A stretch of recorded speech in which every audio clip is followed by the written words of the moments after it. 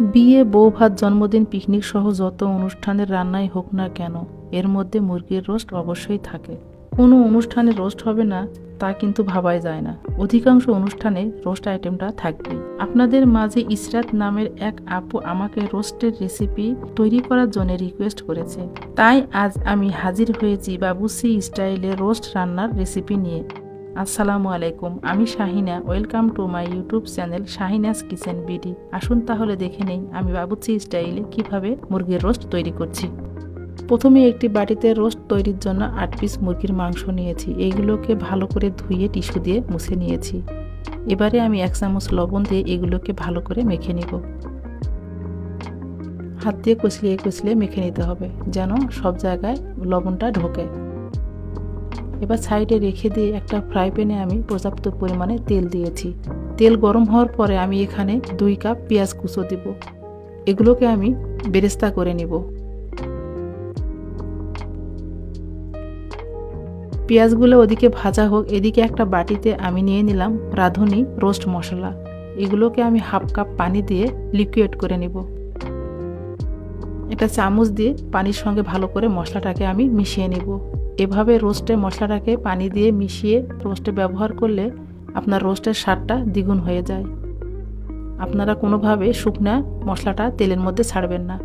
এবার এখানে আমি 80 গ্রাম টক দই দিয়ে দিলাম। টক দইটা আমি এই মশলার সঙ্গে ভালো করে মিশিয়ে নেব।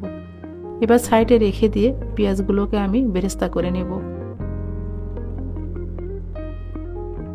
পেঁয়াজগুলো যখন একটু বাদামি হতে শুরু করবে তখন আমি দিয়ে দেবো এখানে 1/2 চামচ চিনি। চিনি দেওয়ার রিজনটা হলো এখানে পেঁয়াজগুলো মুচমুচে হবে এবং আপনারা যতদিন ইচ্ছা সংরক্ষণ করতে পারবেন। এভাবে পেঁয়াজ ভেজে আপনারা বয়ামে করে রেখে দিতেও পারেন।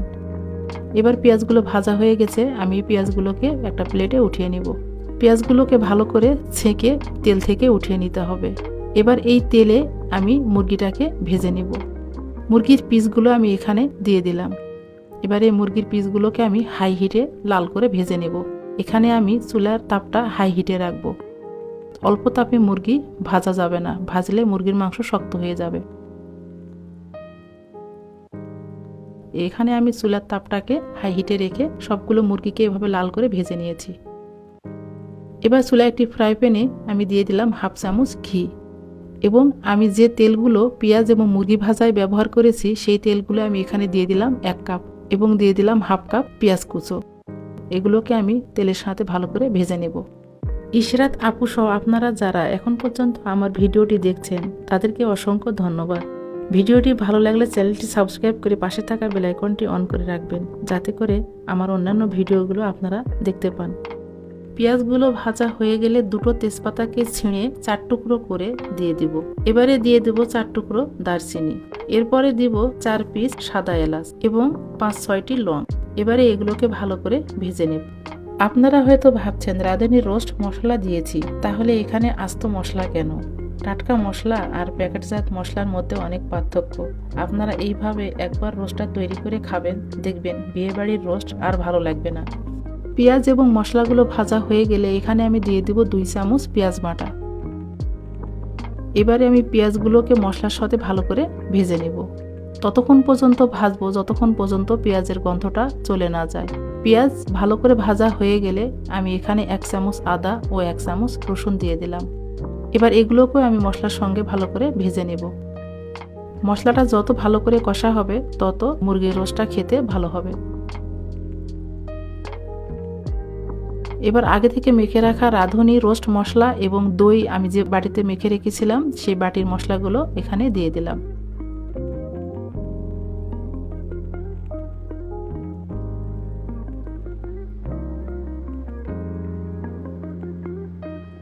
কষানো হয়ে গেলে দিয়ে দেব 1.5 চামচ শুকনো মরিচের গুঁড়া। এবার এগুলোকে আমি ভালো করে মশলার সঙ্গে কষিয়ে নেব।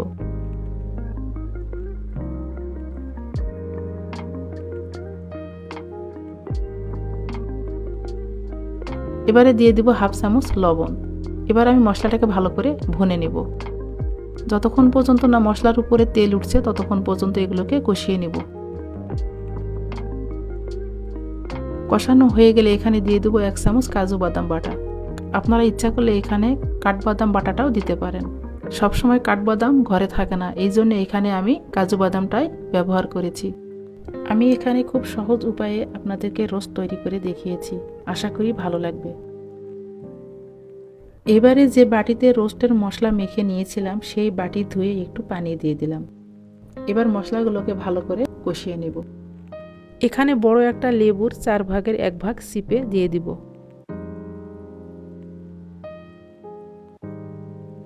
এবার মশলাগুলোকে ভালো করে কষিয়ে নিব।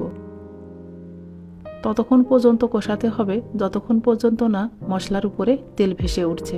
আমি মশলাগুলোকে নেড়েচেড়ে ভালো করে কষিয়ে নিব। কষানো হয়ে গেলে আগে থেকে ভেজে রাখা মুরগির পিসগুলোকে মশলার মধ্যে দিয়ে দেব।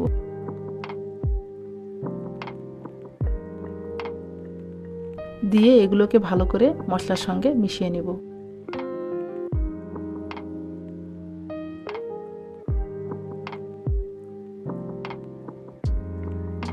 এভাবে ভালো করে নেড়েচেড়ে মিশিয়ে ঢাকনা দিয়ে রেখে দেব। ফিরে আসবো কিছুক্ষণ পর। এখানে বেশিক্ষণ ঢাকনা দিয়ে রাখা যাবে না, কারণ এখানে মশলাটা অনেক ঠিক হয়ে গেছে। এখানে আমরা নেড়েচেড়ে মশলাটাকে মুরগির সঙ্গে ভালো করে কষিয়ে নেব।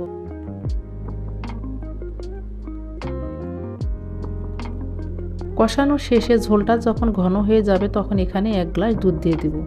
আগে থেকেই 1 গ্লাস হালকা কুসুম গরম পানিতে 4 চামচ গুঁড়া দুধ দিয়ে মিশিয়ে রেখেছিলাম, তা আমি এখানে ব্যবহার করলাম। এবার আমি এগুলোকে ভালো করে মিশিয়ে নেব।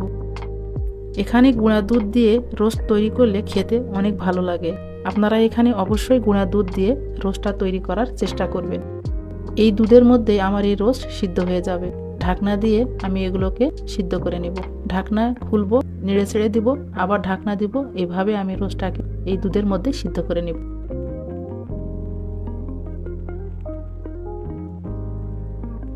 আগে থেকে ভেজে রাখা পেঁয়াজ থেকে এখানে আমি 1 মুঠ পরিমাণে পেঁয়াজ দিয়ে দিলাম এবং দিয়ে দিলাম 1 চামচ চিনি। এগুলোকে আমি ভালো করে এই রোস্টের সঙ্গে মিশিয়ে নেব। এভাবে আমি নেড়েচেড়ে রোস্টের ঝোলটা ঘন হওয়া পর্যন্ত অপেক্ষা করব এবং ঢাকনা দিয়ে আবারও কিছুক্ষণ পর ফিরে আসব। এভাবে আমি রোস্টটাকে কষিয়ে কষিয়ে রান্না করে নেব। রোস্টটা যখন প্রায় হয়ে যাবে তখন এর মধ্যে দিয়ে দিব 15-20টা কিশমিশ এবং 4টা কাঁচামরিচকে আমি মাঝখান থেকে ভেঙে দিয়ে দিব এবং দিয়ে দিব 1 চামচ ঘি। শেষে ঘিটা ব্যবহার করার কারণে শাহি একটা ফ্লেভার রোস্টের মধ্যে চলে আসবে। আপনারা বুঝতেই পারবেন না যে রোস্ট বাসায় তৈরি করেছেন। আমার রেসিপি ফলো করে অবশ্যই বাসায় ট্রাই করবেন। এবার আবারও ঢাকনা দিয়ে ফিরে আসব কিছুক্ষণ পরে।